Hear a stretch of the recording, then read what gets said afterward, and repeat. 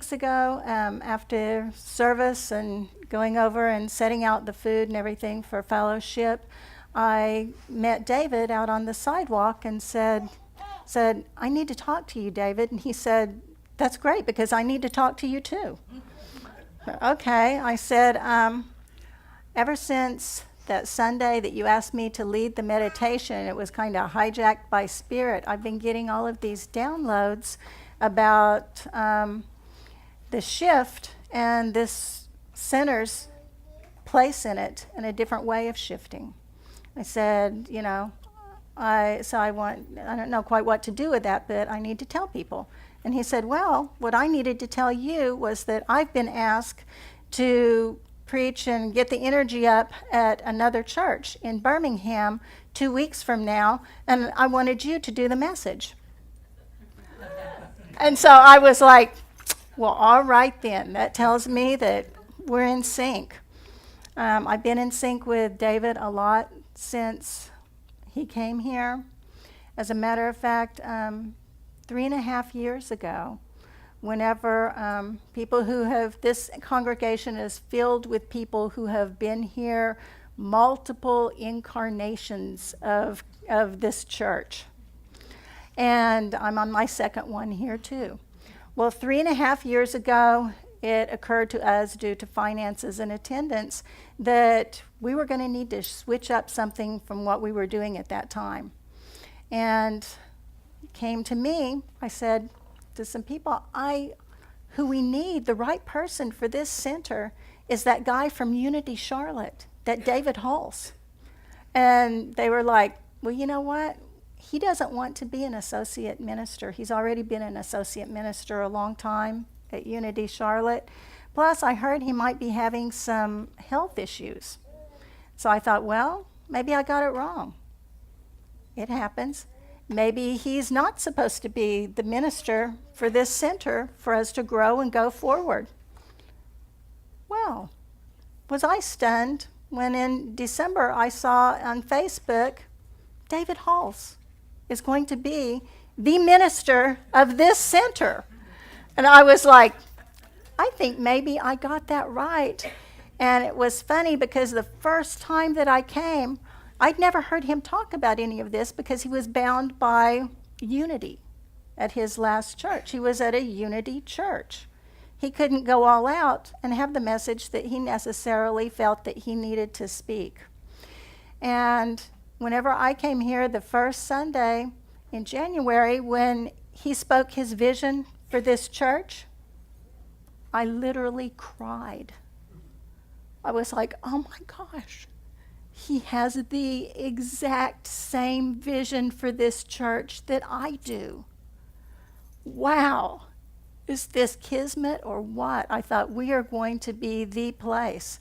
Because I don't know if a lot of you are aware of this, but in the last couple of years, the other New Thought churches in the Charlotte area have pretty much all folded. There's not another option, but the good thing of that has been some new ones had started popping up on the periphery of Charlotte, like Huntersville, Mooresville, places like this. But what happened here is that we got a lot of the people who started coming here, people who were like-minded and had the same vision that I have and the same vision that David has, and who are experienced teachers, who are experienced leaders, who have a voice and something to say and something to share for this center, for our mission. So that's very exciting to see it coming together. So today my talk is about the shift to the fifth dimension, or shifting to a higher level of consciousness.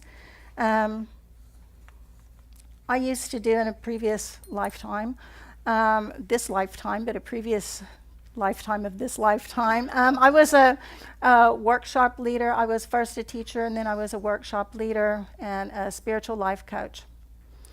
And because I had been a classroom teacher, I followed pretty much the process of how to do a lesson. Well, today, when I was preparing, I was like, Spirit was like, no, what are you doing? That is the old.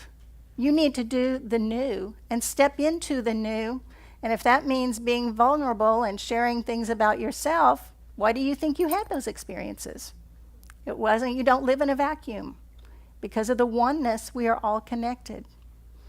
So I'm going to tell you and discuss the shift in the framework of my journey.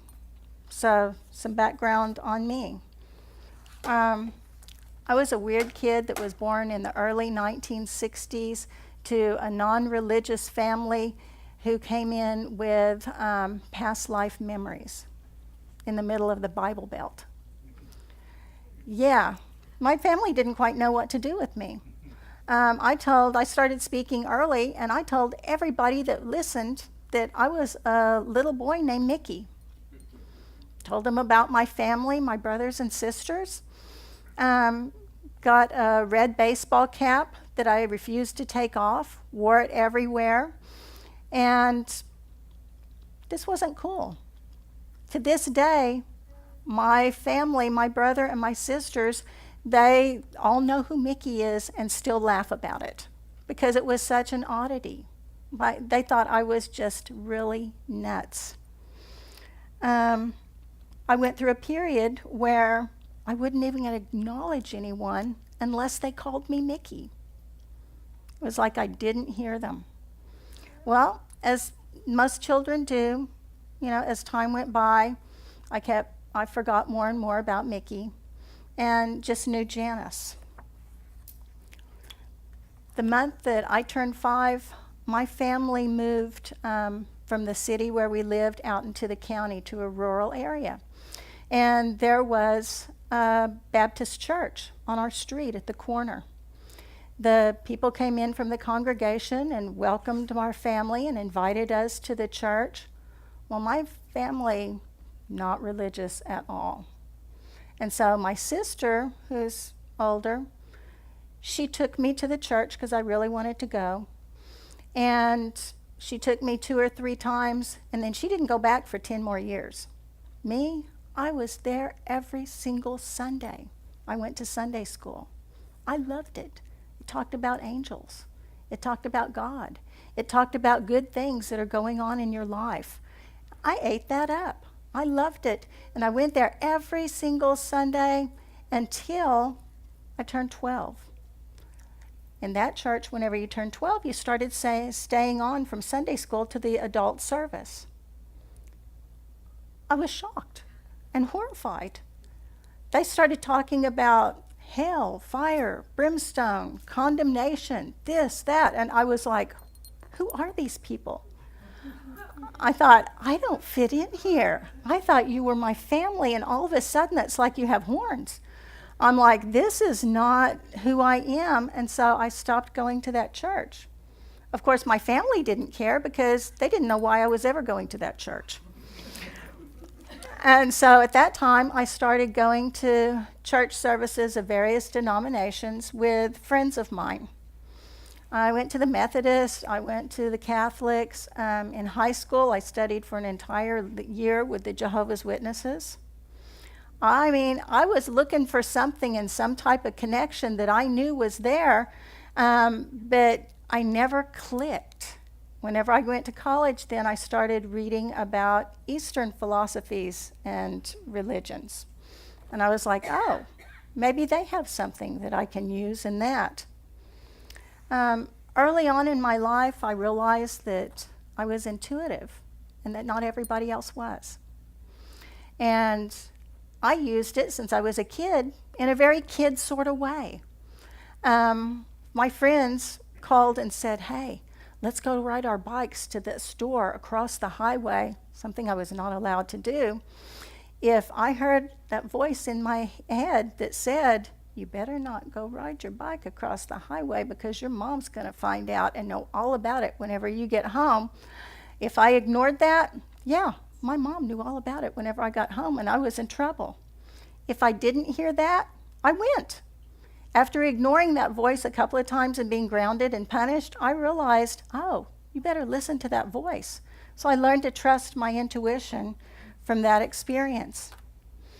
As I got older, I started getting information while I was sleeping. I trusted this information without question. I could feel in my body that it was true. My last semester of college, I woke up one morning, Sunday morning, with the knowing that I needed to move to San Antonio, Texas. I'd never been to San Antonio, Texas. I didn't even know anyone who had ever been to San Antonio, Texas. But because all my life I had had this knowing and I had always followed my intuition, I went to the campus job placement office.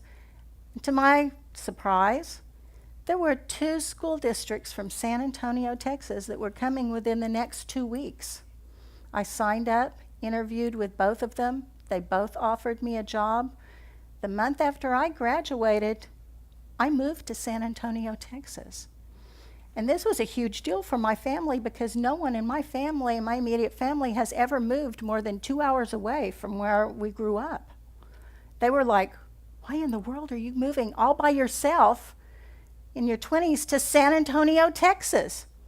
Well, I learned in the Bible Belt really early in life, you don't tell people that you're intuitive, that anything is going on, because let me tell you, there's either a Baptist or a Pentecostal church on every corner.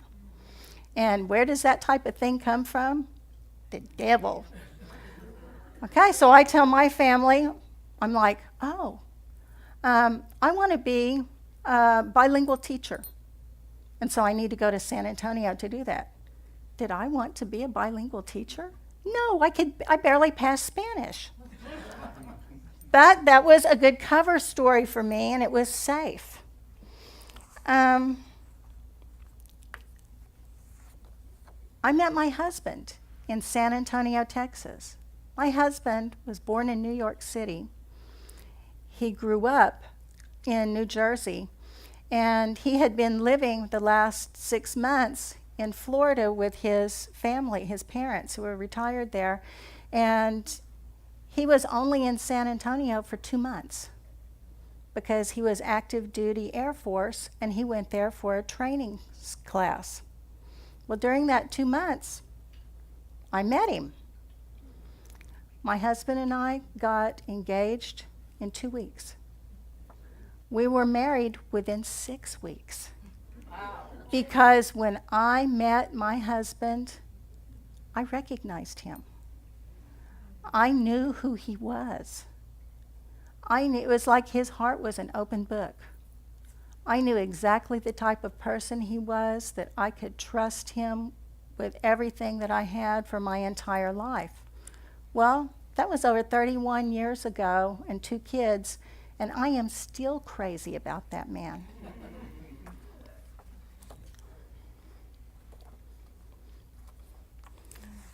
25 years ago, I was a military spouse and had been living on base, doing what military spouses do whenever they're in their 20s to 30s, having kids. You'll never see as many kids in your life as if you visit a military base because everybody's that age. And there are kids everywhere. Well, at that time, I started being dissatisfied because I was living in such a fundamentalist, rigid environment, living on a military base.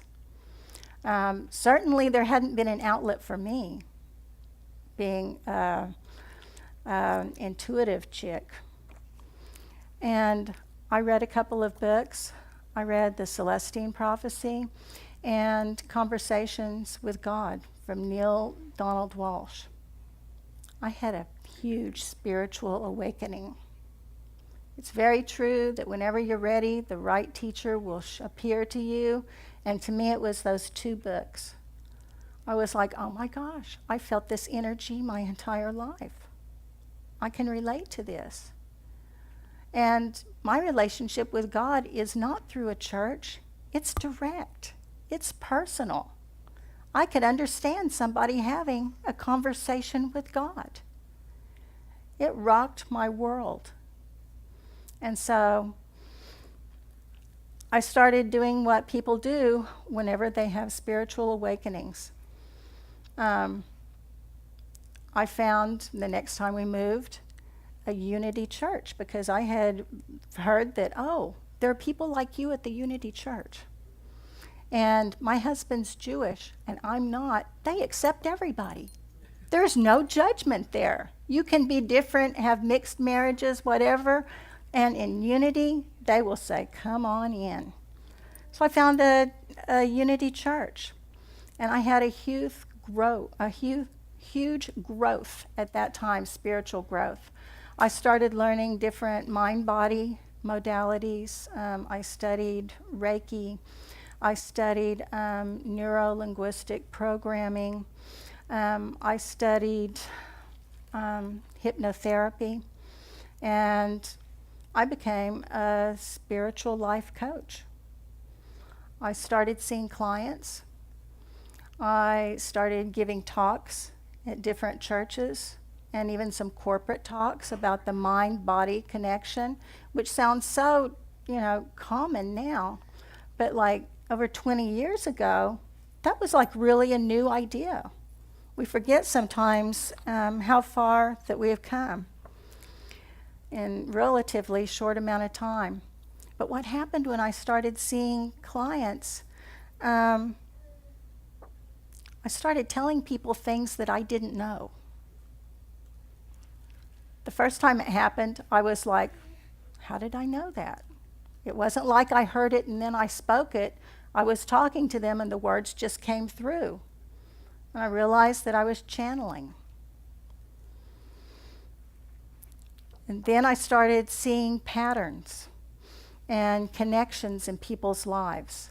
So people would come to me and I would see, okay, this is why that was happening to you, because it's connected to something over here or this other experience that you had. So I started being a life pattern reader. And usually I do this just for individuals. Like usually read that as always. But the last few months I've gotten information that's concerning this center and the members and the future and the direction of this center. And it all has to do with the shift. So you can see I'm a metaphysical chick. I live a metaphysical life. I have my entire life, even before I knew the term metaphysical. So this is going to be a metaphysical talk. This is a metaphysical church. Let me just see a show of hands. Who's planning on shifting to a higher level of consciousness? Okay, I'm in the right place. Talking to the right people here.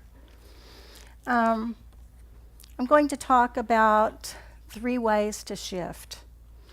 And I find it very interesting that many people talk about the shift to higher consciousness in the same way that they talk about global warming. They know it's occurring.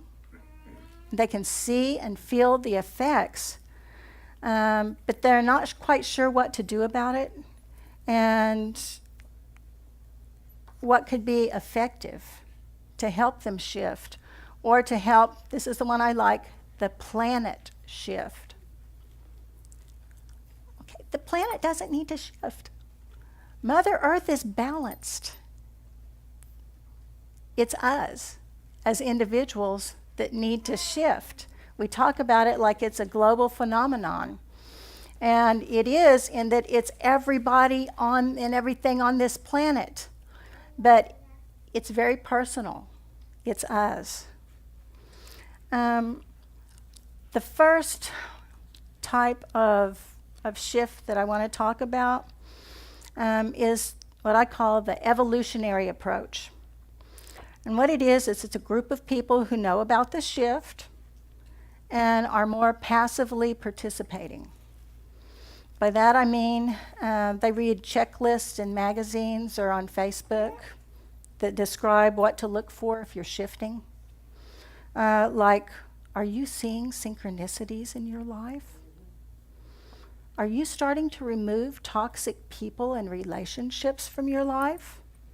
Are you feeling oversensitive? Do you want to change your entire life?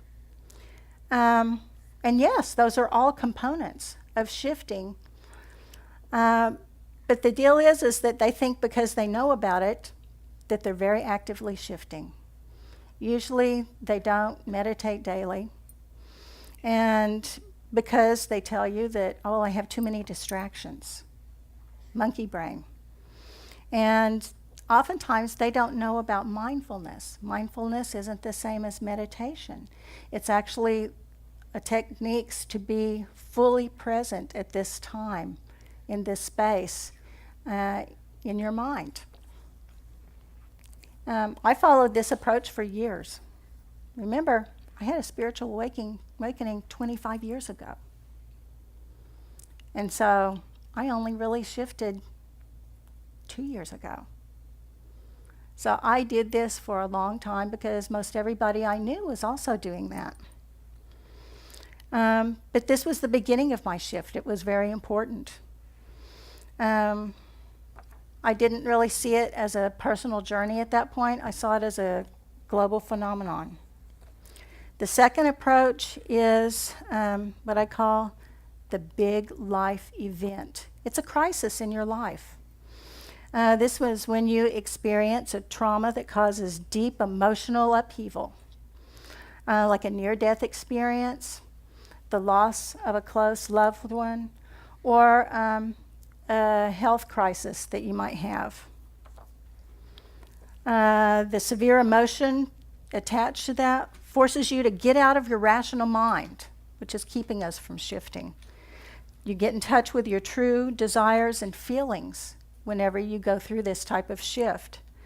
And this is whenever my shift became real and personal, a personal journey to me.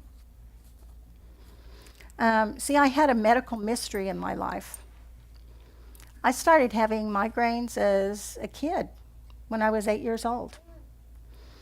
They got worse whenever I became an adult. And as time went by, my joints became stiff and sore, and I became so exhausted, but by 2008, I couldn't work anymore. If I wasn't home in bed by 1 o'clock in the afternoon, I would have to pull over in a parking lot and take a rest for 10 or 15 minutes. And I only lived 20 minutes from my house. 20 minutes from my work, from my job. So my life wasn't really working for me. Doctors couldn't figure out what was wrong with me. I was sick, tired, and depressed. I went to the chiropractor so much that they asked me to be their fill-in receptionist. That's not a good place to be. My spine was always out of whack, and I couldn't figure out why, because I hadn't been in any accidents. Here's the deal whenever doctors can't find a diagnosis for you. They're not very nice, and they start treating you like a hypochondriac. No matter how sick you are, they treat you like, well, honey, you just need to go home and rest. That will do it. I couldn't function. I couldn't work. Rest wasn't doing it for me. Finally, in 2010, my spine gave out, and I had 3 spinal surgeries in 6 months, 2 of them within 10 days. This was like a low point for me. I only thought I was depressed before. I was really depressed now. After that, a rheumatologist decided I had psoriatic arthritis, and I started treatment, even though I don't have psoriasis. I said, that's not it. I don't have psoriatic arthritis. But every blood test said there was nothing wrong with me. And doctors are scientists. They go by the science. Well, then you must have something that there's no test for But since you don't have RA because you're negative for the test for that, even though your joints are red, swollen, and you're dropping everything, psoriatic arthritis is what you have.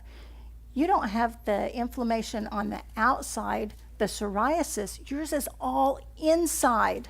I'm like, I don't have psoriatic arthritis. So they put me on biologics. They're really heavy duty in the drug world. That's like one of the top drugs you can have. And a chemotherapy drug that the cocktail together would take care of what was wrong with me. Well, no. It made me sicker and more tired, and my hair started breaking off and falling out.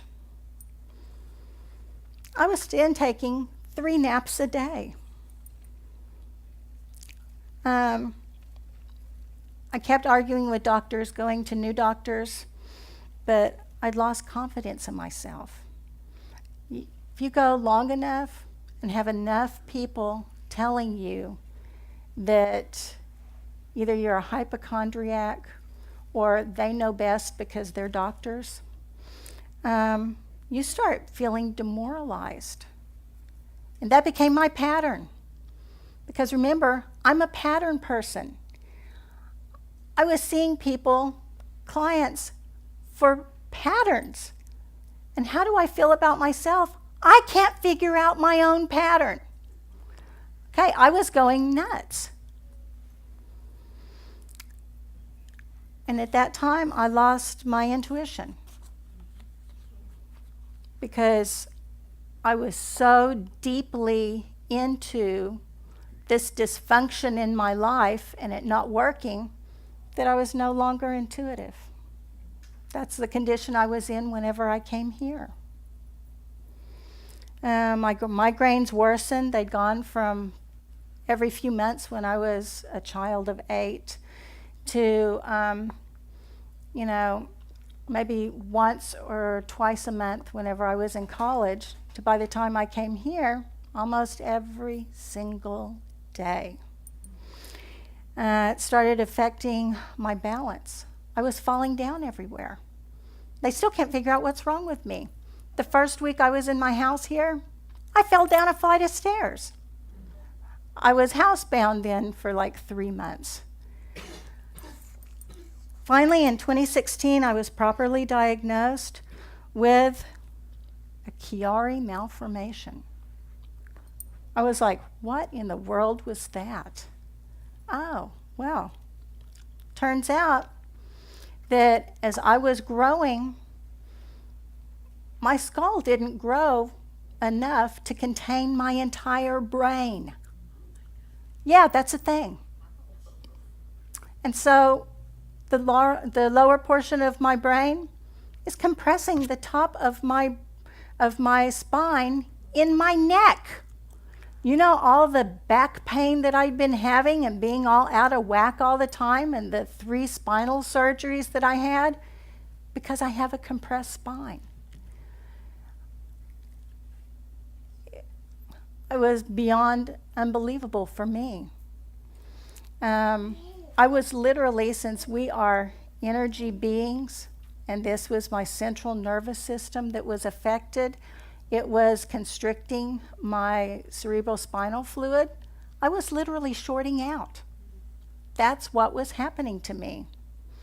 Okay, electrical system not working correctly because, yeah, your brain's falling out of your head. Who knew?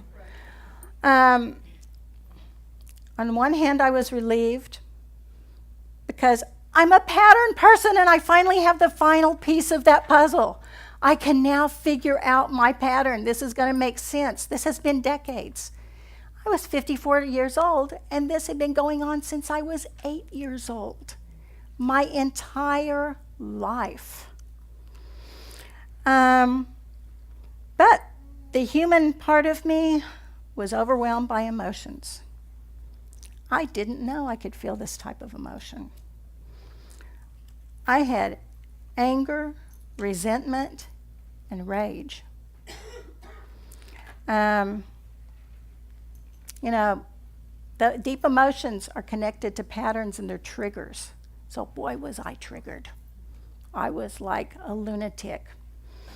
Because whenever I look at my history, started having migraines at 8 years old. That means over 45 years of migraines. If you've ever had a migraine, can you imagine having migraines for 45 years? I'd been undiagnosed, misdiagnosed, talked down to, given strong drugs with awful side effects that I didn't need. I felt victimized. Okay, that's the word right there. That's where you're getting to whenever what you need to get to be able to get into the shift mentality. You have to find your victimization. Ding, ding, ding, ding, ding. I found it. I felt victimized by my own health.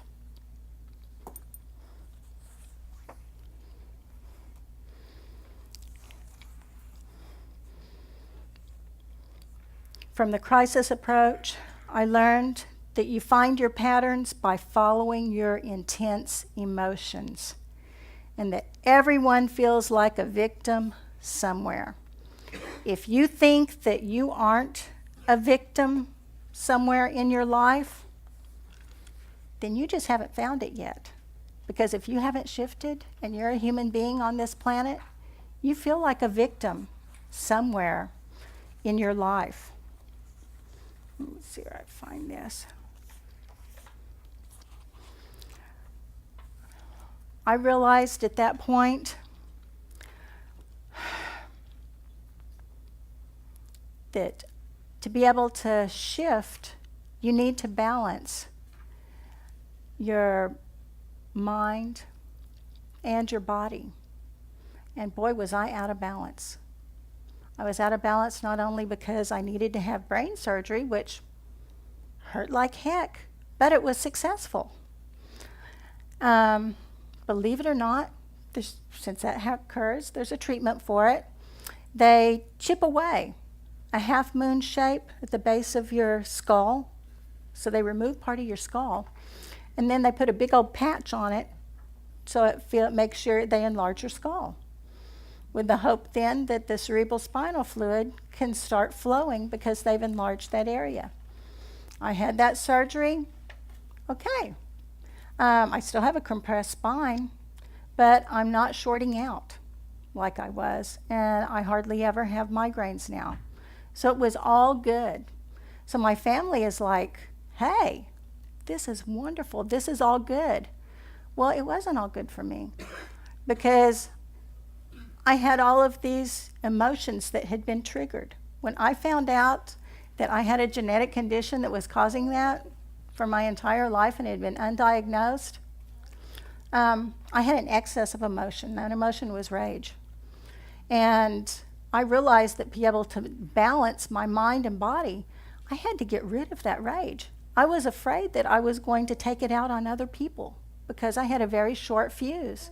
I'm not a rage type person. I'm more like a pressure cooker type person, that whenever things happen, I let off steam along the way. So what I did is I got one of those, remember the kids' toys, those blow-up bozos? I got a blow-up bozo.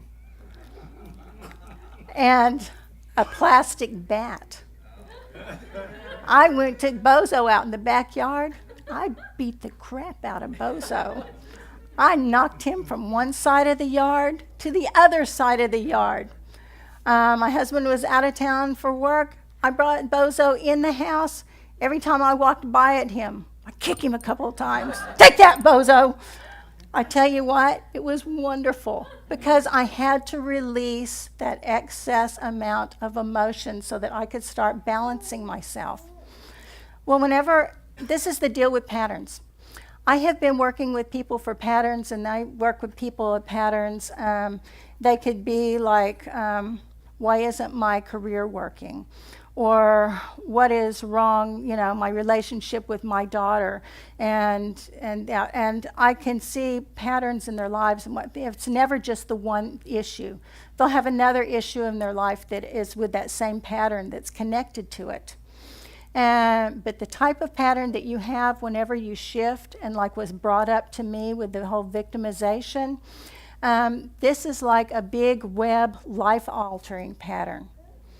This is the type pattern that whenever you talk to people who have had near-death experiences and they have their life review and they learn everything from everybody else's perspective that is in that situation, that's what happens when you confront the victimization and you shift.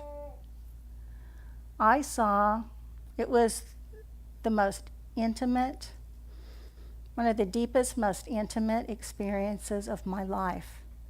And it was not about the planet, it was all about me. I learned that, wow, I wasn't who I thought I was. I had done things that had caused situations and in my life that I blamed other people for. Yeah. But I didn't feel guilty about it because it was revealed in such a loving, compassionate way that I was totally all right with it. And that thing that I thought was the scourge of my life, this whole 45 years of migraines and being undiagnosed and everything, actually was the vehicle for my spiritual development. Wow, I didn't see that coming, that it was actually the greatest gift of my life. Those are the types of things that you confront whenever you shift. But see, I shifted because I was in crisis mode and I didn't have any alternative, Carry on the way you are in true misery, or you're going to, completely short out, ultimately die.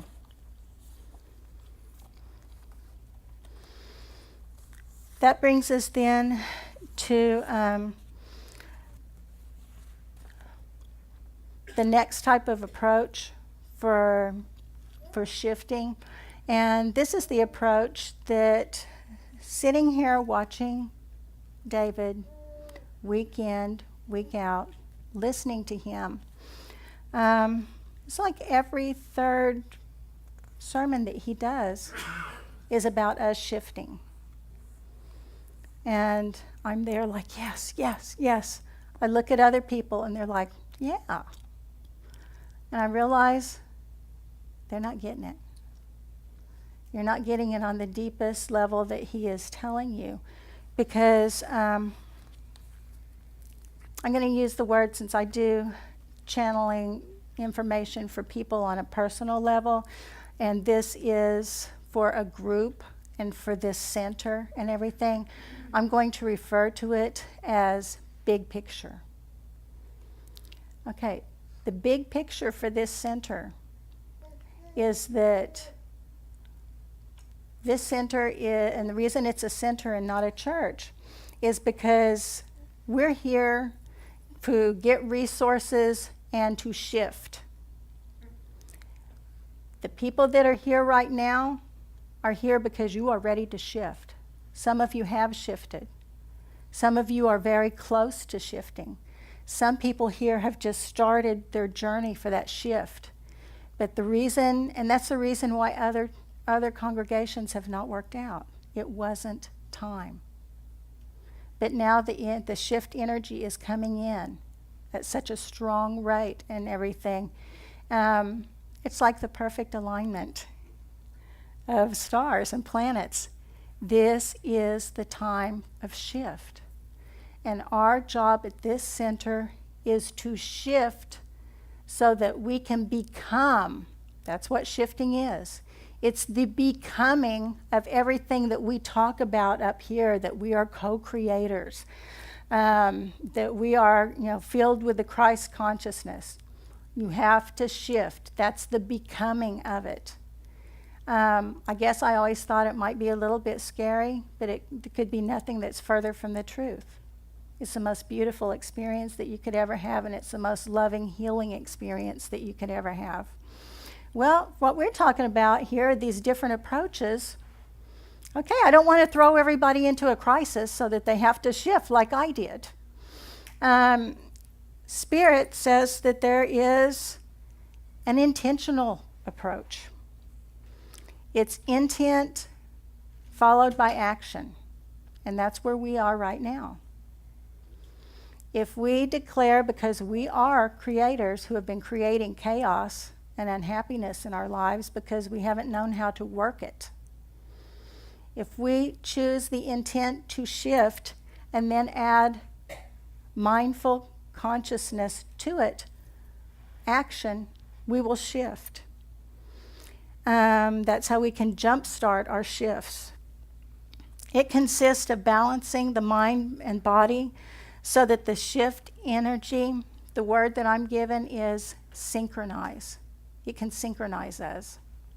So if we balance our two sides, body, mind, we can synchronize and receive that energy. Here's the problem, though. In our society, we're a very rational, logical society. We live in our heads most all the time. We feel things through a filter of logic. We just live in our heads. We cut people off when they're saying anything because it doesn't make sense to us. It never gets a chance for us to actually feel what they're saying. The thing is that living in our heads all the time has caused us to be overthinkers. And whenever we're overthinkers, we have obsessive thoughts. Often we find ourselves on autopilot. You know, when you're on 485 and you miss your exit. Yes, hello, because we are on autopilot. We are not being mindful, so we're not even cognizant of what's going on. Harvard behaviorists who study such things say that we're only fully present and knowing what's going on within our own selves 53% of the time. That means almost half the time we're not mindful. We're not present about who we are, where we are, what's going on with us. And what do you think we're thinking about if we're not thinking about what's going on with us right now? We're thinking about the past. We're thinking about the future. Okay, we're worrying about the future and we are regretting the past. And so half the time in our lives, that's what we're doing. So to jumpstart a shift, we need to get out of our heads and connect with our hearts and emotions. We need to do this by doing a lot of mind-body practices, like daily meditations, deep meditations. We need to have mindfulness practices. We need to do breath work. That's a fantastic way to get you into your body, because remember, our goal is to get out of our mind and into our body so that we can be heart-focused and heart-centered. We need to have like energy work that we do on each other, and maybe automatic writing, which is just writing, connecting to your higher self, which is what we need to do instead of being so mindless. We need to be mindful. Okay, I'm going to go here. The second part of the jump start would be to change our eating practices. If we want to, this is the problem. Remember, we're mind and body here, and we want to be balanced so that the shift energy can come through. Okay, everything is energy. Okay, think of us like a cable, and we have two wires in here. We have the mind wire and we have the body wire. Okay, what happens whenever one of those isn't working? Do you get to watch your favorite program? No. Okay, since we have mind wire and body wire in here, okay, we need to address the body wire. What Spirit is saying is,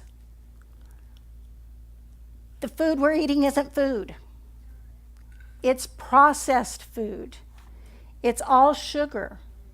It's all fat. Okay, this isn't real food, and our bodies, through our Creator, were never meant, they weren't designed to eat this. And so, like I said, I had been shorting out.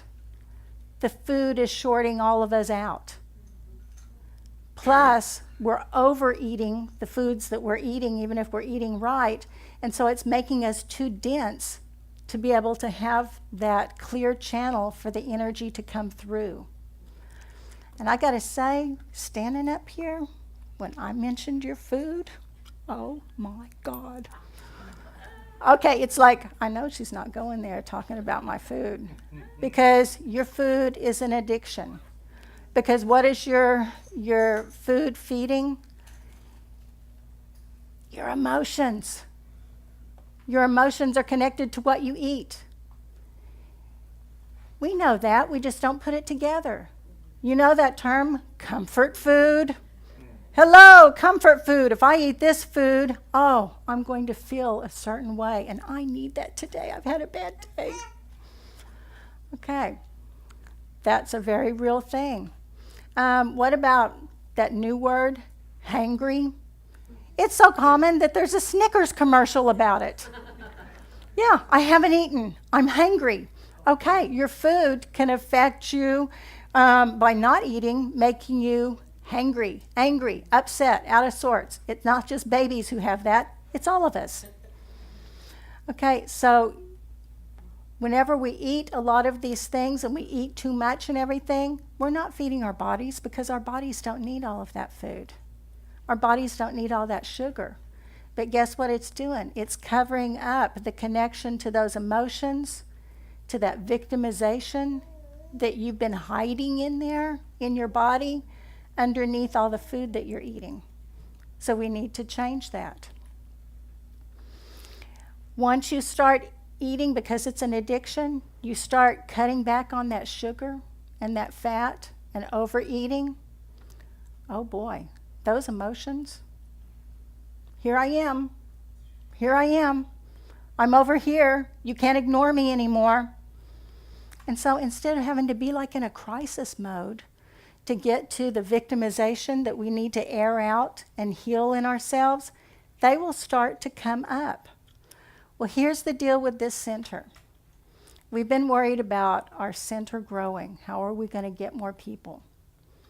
Once we start shifting as a group, that means coming to classes together, being a support group for each other.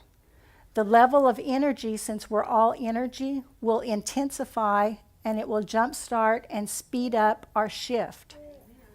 Because whenever I shifted from crisis mode shift, after I figured out my victimization and what it was doing in my life, how it was affecting it, it still took me 2 years to heal all of it and figure it all out and get it out where I was okay with it. It doesn't have to be that way. Spirit is saying, at this place, at this time, you are ready to shift. But you need to do it as a group, because we need everybody's energy. And if you're here, it's because you are ready for that energy. You have that energy in your life, you have that desire, and it's like we're a recipe. And each and every one of us here is one of the ingredients in that recipe. And so we need you to be on board with this. If for some reason you don't want to shift, you're not ready for it, that's fine. We're not saying that. But we are saying this is the opportunity, because this is the place, this is the time, and we are the people. And that's what's going on here right now. Because I don't want to hear David up here every third Sunday talking about the shift and everyone thinking that he knows what he's saying and everything, and you don't. This is the reality of what's going on with this. Oh, and you know, because I'm a pattern person, I love this connection. It's full circle moment. You know, David always talks about his life growing up, and he was young in Tulsa, Oklahoma, and he started his ministry there at a young age. Guess who else is from Tulsa, Oklahoma? Guess who was born about the time that David started his ministry? Me. We are both here at the same spiritual center in Charlotte, North Carolina, at the same time with the same message. Now that is not just a coincidence. It's time. So I'm saying, instead of saying, are you ready to shift for the shift? I'm saying, let's shift. Thank you. Time to let your heart light shine. Time to let your